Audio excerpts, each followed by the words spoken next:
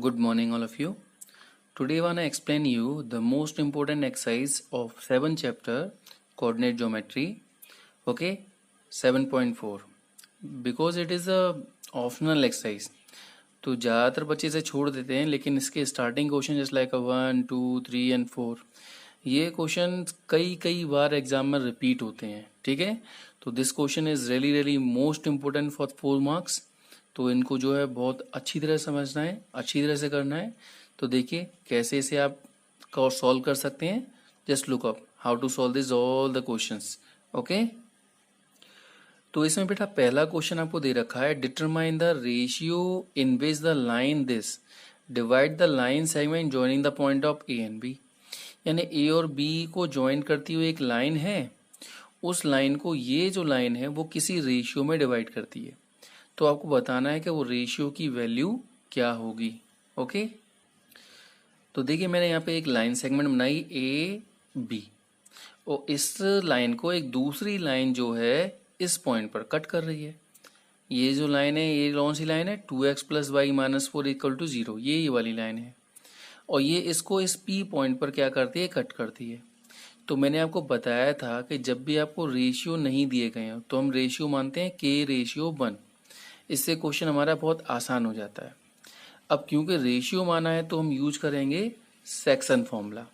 तो section formula क्या होता है, m1x2 plus m2x1 over m1 plus m2, m1y2 plus m2y1 over m1 plus m2. तो वही क्रॉस करके इनटू करना. ठीक है, तो p के कोऑर्डिनेट निकाले तो देखो m1x2 प्लस m2x1 ये हो जाएगा, नीचे m1 प्लस m2. ऐसे y निकालना है तो m1/2 और m2y1 अपॉन में तो वही नंबर रहा. यानी p के हमारे कोऑर्डिनेट निकल आए 3k plus 2 upon k plus 1 और 7k minus 2 upon k plus 1. अब क्योंकि p जो है इस लाइन के ऊपर है, देखो ये लाइन यहाँ से जा रही है, इस p को टच करती हुई जा रही है, इसका मतलब ये लाइन के ऊपर p है. अगर किसी लाइन के ऊपर कोई पॉइंट होता है तो वो उस लाइन को सेटिस्फाइड करता है. सेटिस्फाइड करने का मतलब है हम x और y की जो वैल्यू है वो यहाँ x और y की जगह रख सकते हैं. ठीक है ना, सेटिस्फाइड करने का ये मतलब है. तो देखो वही मैंने लिखा है यहाँ पर कि point P lies on the line this one, so it is satisfied the equation. तो उस इक्वेशन को सेटिस्फाइड करने का मतलब क्या है, P की जो x की वैल्यू है वो x की जगह पे रख दो, y की वैल्यू है उसे y की जगह पे रख दो. देखो वैल्यू रख दी हमने, ये 4 इधर किया तो प्लस का हो गया. इनका अगर एलसीएम लें तो k प्लस 1 आएगा.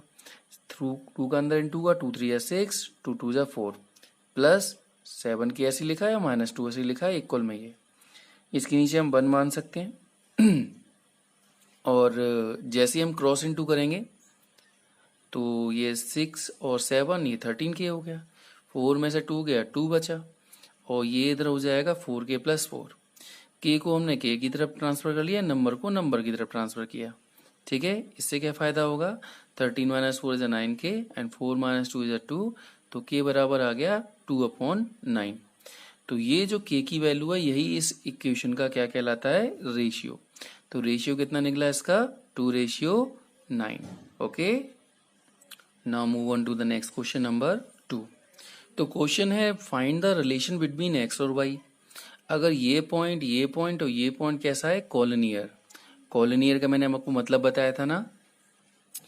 तो देखिए कॉलोनियर का मतलब होता है कि 3 या 3 से ज्यादा जो गिवन पॉइंट है वो एक ही लाइन में है. यानी ये पॉइंट क्या है, एक स्ट्रेट लाइन में है. और इसको सोल्व करने का बहुत अच्छा तरीका ही बताया था मैंने आपको कि एरिया ऑफ ट्राइंगल क्या लेते हैं, 0. भाई ट्राइंगल जब बनेगा नहीं तो एरिया क्या हो जाएगा इसका, 0. तो एरिया ऑफ ट्राइंगल को 0 ले लो. हमेशा कॉलोनियर के लिए यही वाला फॉर्मूला यूज करना, तो आपका क्वेश्चन बहुत आसान रहेगा. अब देखो एरिया ऑफ ट्राइंगल का फॉर्मूला होता है ये. अब वैल्यू पुटअप करेंगे, 1/2 इधर जाएगा 0 में मल्टीप्लाइड में. ठीक है, ये 2 इधर मल्टीप्लाइड हो जाएगा 0 हो जाएगा. तो देखो x1 कितना है, x वो रख दिया, y2 माइनस y3 तो y2 माइनस y3 तो 2 माइनस 0 हो गया. ऐसे ही प्लस x2 कितना है 1. अब क्या है y3 माइनस y1 तो y3 माइनस y1 तो 0 माइनस y हो गया. प्लस x3 कितना है 7. अब y1 माइनस y2 तो y1 माइनस y2 तो y माइनस 2 आ गया. तो ये क्या हो जाएगा, 2 माइनस 0 2 और 2 into x 2x. 0 minus y minus y into 1 minus k y, 7y और 7 2 जा 14। तो देखो ये 2x रहा, 7 में से 1 जाएगा तो 6y बचा और माइनस का 14। चाहो तो इस पूरी इक्वेशन में 2 का डिवाइड भी कर सकते हैं, 2 1 जा 2 3 जा 2 7 जा। हो गया आंसर। ओके, रिलेशन का मतलब होता है x और y की एक इक्वेशन निकल के आएगी, this is called relation. Okay student, now move on to the next most important question, number 3। Find the centre of circle passing through this and this point.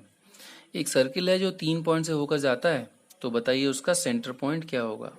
ठीक है, तो देखिए मैंने एक सर्किल बनाया और ए बी और सी ये 3 पॉइंट हैं जिससे पास होते हुए ये सर्किल जा रहा था। कोई ये पॉइंट यहाँ पर है, ये पॉइंट यहाँ पर है और ये पॉइंट यहाँ पर है। आपसे पूछा गया है कि व्हाट इज द सेंटर, तो सेंटर हमको नहीं पता, तो इसे मैंने एक्स कॉमा वाई मान लिया, पी पॉइंट मान लिया सेंटर है, इसकी वैल्यू है एक्स कॉमा वाई। तो आपको ये पता है कि सेंटर से सर्किल तक की डिस्टेंस जो होती है उसे रेडियस कहते हैं। ये डिस्टेंस भी रेडियस कहलाएगी, ये डिस्टेंस भी रेडियस कहलाएगी, और एक सर्किल में एक ही रेडियस होती है, यानी ये वैल्यू और ये वैल्यू और ये वैल्यू कैसी होनी चाहिए, बराबर होनी चाहिए। तो बस क्या करेंगे, इसका डिस्टेंस और इसका डिस्टेंस बराबर कर दो, एक्स और वाई निकल आएगा। देखो वही मैंने यहाँ किया है, क्योंकि बात आ रही है डिस्टेंस की तो यूज करेंगे डिस्टेंस फॉर्मूला।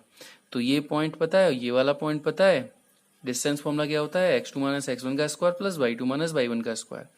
पहले मैंने AP डिस्टेंस निकाली, तो देखो x2 माइनस x1 का square plus y2 minus y1 का स्क्वायर। ऐसे ही मैंने BP की डिस्टेंस निकाली, तो x2 माइनस x1 का square plus y2 minus y1 का स्क्वायर, ये हो जाएगा। ऐसे ही CP की डिस्टेंस निकाली, तो x2 माइनस x1 का square plus y2 minus y1 का स्क्वायर, तो ये वैल्यू हो जाएगी। अब आपको मैंने अभी बताया कि किसी भी सर्किल में क्या होता है, रेडियस हमेशा सेम होती है। तो हम AP इसके बराबर भी कर सकते हैं, AP CP के बराबर भी कर सकते हैं, BP CP के बराबर कर सकते हैं, ये तुम्हारी मर्जी है। ठीक है, तो मैंने अभी यहाँ पर AP और BP को लिया, तो AP बराबर BP, तो AP की जगह AP की वैल्यू रख दी और BP की जगह BP की वैल्यू को रख दिया। अंडर रूट से ये अंडर रूट कट हो जाएगा। यहाँ देखो A माइनस बी के होल स्क्वायर फॉर्मूला जानते हैं आप कि A माइनस बी का होल स्क्वायर क्या होता है, A square minus 2AB plus B square. ऐसे ही A प्लस बी का होल स्क्वायर क्या होता है, A square plus 2AB plus B square. ये दो फॉर्मूले मैंने यूज किए। देखो यहाँ पर A माइनस बी का स्क्वायर, तो A square minus 2AB plus B square. यहाँ देखो A प्लस बी का होल स्क्वायर है, A square plus 2AB plus B square. ऐसे यहाँ भी A माइनस बी का स्क्वायर यूज करेंगे, यहाँ A प्लस बी का स्क्वायर यूज करेंगे, ये आ जाएगा। तो देखो एक्स स्क्वायर से एक्स स्क्वायर कट हो जाएगा, वाई स्क्वायर से वाई स्क्वायर कट हो जाएगा। और कुछ कट हो रहा है क्या, और कुछ नहीं कट हो रहा। अब यहाँ पर माइनस का 12x है, इस 6x को उधर ट्रांसफर कर लेंगे, 12y है, इस 14y को उधर ट्रांसफर कर लेंगे, नंबरों को नंबर के पास ट्रांसफर कर लेंगे। देखिए जैसे हमने ट्रांसफर किया ये वैल्यू आ जाएगी। और ये माइनस 12 प्लस 6 यानी माइनस का 6 बचा, 12y माइनस 14 है, माइनस के 2y बचा, और ये हमारा ये वैल्यू हो गई। इसे माइनस करेंगे तो माइनस का 14 बचेगा। पूरे में हमने माइनस 2 का डिवाइड कर दिया, 2 3 जा 2 1 जा 2 7 जा, हो गई हमारी पहली इक्वेशन। ऐसे मैंने बताया था BP बराबर भी CP हो जाएगा, तो देखो BP की वैल्यू रखी, CP की वैल्यू रखी, तो रूट से ये रूट कट हो गया। यहाँ देखो A माइनस बी के होल स्क्वायर का फॉर्मूला लगाया, ये वैल्यू आ जाएगी। A प्लस बी के होल स्क्वायर का लगाएंगे, ये वैल्यू आ जाएगी। A माइनस बी का स्क्वायर ये आ गया, A माइनस बी का स्क्वायर ये आ गया। अब देखो एक्स स्क्वायर से एक्स स्क्वायर कट, माइनस के 6x से माइनस का 6x, 9 से ये 9 कट, और वाई स्क्वायर से ये वाई स्क्वायर कट, तो 14y है, माइनस का 6y इधर जाएगा प्लस का हो जाएगा, और ये 9 है, 49 इधर जाएंगे तो माइनस के हो जाएंगे। ठीक है, तो 14 और 6 20, और 9 माइनस 49 माइनस 40, इस 20 को उधर लेके आए, डिवाइड किया, हो गया हमारा y का आंसर। अब y की वैल्यू को क्या करें, इस वाली इक्वेशन में y की जगह पे रख दो, तो 3x और ये माइनस का 2 इज इक्वल टू 7। तो देखो जैसे हमने इक्वेशन में रखा है इसको, क्या हो जाएगा देखो, तो ये हमारी इक्वेशन थी, वैल्यू रखी, माइनस 2 इधर के प्लस का हो गया 9, इसको डिवाइड में लेके आएंगे तो डिवाइड हो जाएगा, हो गई x की वैल्यू, यानी हमारा सेंटर पॉइंट क्या निकला 3, -2। Okay, this is the answer of this question. Most important question is this. अब देखिए इसका अगला क्वेश्चन नंबर 4. ये भी क्वेश्चन कई बार एग्जाम में पूछा गया है. Find two opposite vertex of a square. ये दो अपोजिट वर्टेक्स दे रखी हैं, तो find the coordinate of the other two vertex. मतलब दो वर्टेक्स दे रखी हैं अपोजिट वाली, और बाकी की दो वर्टेक्स आपको निकालनी है. ओके, तो देखिए इस क्वेश्चन में मान लिया हमारा ये एक स्क्वायर है. ये अपोजिट वर्टेक्स आपको दे रखी हैं, और ये अपोजिट वर्टेक्स आपको निकालनी है. अब निकालनी है तो पता ही नहीं है. पता ही नहीं है तो मैंने एक को x1/1 मान लिया, एक को मैंने x2/2 मान लिया. ये इसके डायगोनल हैं, और डायगोनल इसको मान लो P पॉइंट पे काटते हैं. तो आपको पता है डायगोनल बराबर भी होते हैं, और ये क्या होता है, एक दूसरे को बाइसेक्ट करते हैं. ठीक है, तो ये क्या कहलाएगा, इसका भी मिड पॉइंट पे लगाएगा, ये इसका भी मिड पॉइंट कहलाएगा. अब क्योंकि ये मिड पॉइंट है तो मैंने मिड पॉइंट का फॉर्मूला लगा दिया. मिड पॉइंट का फॉर्मूला होता है x1 + x2/2 y1 + y2/2. तो पहले मैंने p के कोऑर्डिनेट निकाले यहां से, तो x1 + x2/2, ठीक है, y1 + y2/2. तो ये 3 - 1 2 हो गया, और 2/2 1 आ जाएगा, और ये 2 + 2 4 4/2 आ गया. ऐसे ही हम यहां से लें अगर p, तो देखो लेगा for coordinate p through bd. तो क्या हो जाएगा, x1 + x2/2 और y1 + y2/2, ये हो जाएगा. अब ये दोनों पॉइंट हैं तो p, इसका मतलब दोनों एक ही पॉइंट है. तो वही कंपेयर किया, पहली वैल्यू पहले के इक्वल कर दो, तो देखो 2 से ये 2 कट हो जाएगा, तो x1 + x2 क्या आ गया 2. ऐसे इसको कंपेयर करेंगे तो 2 से ये 2 कट हो गया, y1 + y2 बराबर आ जाएगा 4. तो ये हमारी दो इक्वेशन निकल के आ गई. ठीक है. ये दूसरी चीज आपको पता है कि स्क्वायर में सारी साइड बराबर होती हैं. ये साइड, ये साइड, ये साइड और ये साइड क्या होती हैं, बराबर होती हैं. ऑल साइड इक्वल होती हैं. तो वही ए बी की साइड हमारी बी सी की साइड के बराबर होगी. तो मान लो मैंने ए बी की डिस्टेंस निकाली और उसको बी सी के बराबर कर दिया. तो देखो डिस्टेंस फॉर्मूला लेंगे, ए बी बराबर मैंने कर दिया बी सी. पता है आपको क्यों, क्योंकि स्क्वायर में ऑल साइड्स क्या होती हैं, इक्वल होती हैं. तो देखो ए बी की डिस्टेंस निकाली, x2 - x1 का स्क्वायर प्लस y2 - y1 का स्क्वायर, ये आ जाएगा.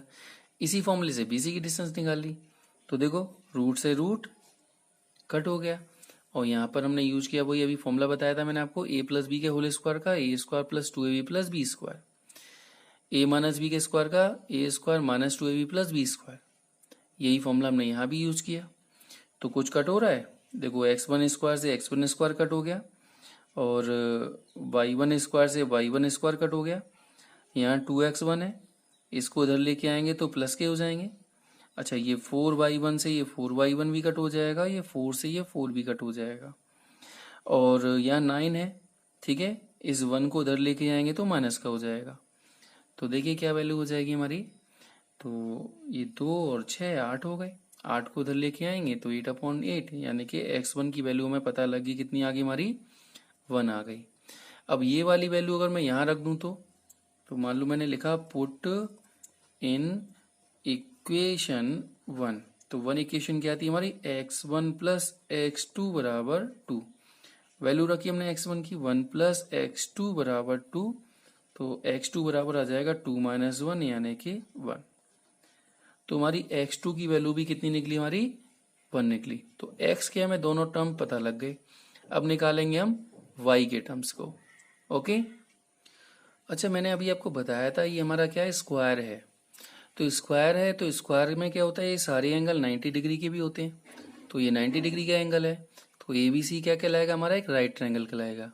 और राइट ट्रायंगल में हम लगा सकते हैं पाइथागोरस थ्योरम.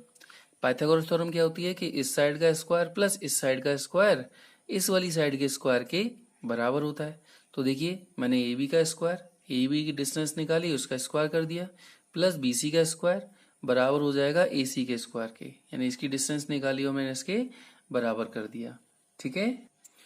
अब देखिए आपको पता है कि स्क्वायर करने से रूट हट जाता है, तो इस स्क्वायर से रूट हट जाएगा. यहाँ a + b के होल स्क्वायर फॉर्मूला लगा देंगे. अच्छा, x1 की वैल्यू हमने अभी निकाली है 1, तो 1 वैल्यू पुटअप कर दी, इसको ऐसे ही लिख दिया. इस स्क्वायर से इसका भी रूट हट जाएगा, तो x1 की वैल्यू लग दी हमने 1, ये ऐसे ही लिख दिया. और ये 3 + 1 4 हो गया, और 2 - 2 0 हो गया.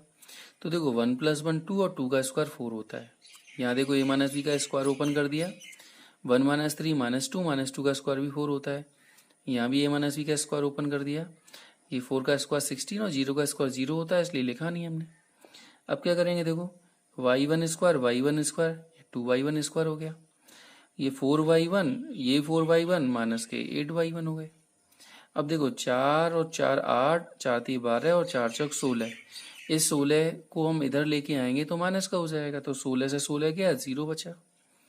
पूरी इक्वेशन 2 का डिवाइड कर दो, 2 1 जा एंड 2 4 जा, तो ये आ जाएगा। ठीक है, अब इनमें क्या कॉमन आ रहा है, दोनों में y1 कॉमन आ रहा है। जैसे ही इसमें से हम y1 कॉमन निकालेंगे तो यहाँ क्या रह जाएगा y1 और यहाँ क्या रह जाएगा 4। अगर मैं इसको 0 के बराबर कर दूं तो y1 की वैल्यू 0 हो जाएगी, इसे 0 के बराबर कर दूं तो y1 बराबर 4 आ जाएगा। तो हमारी यहाँ पर y1 की 2 वैल्यू आ गई।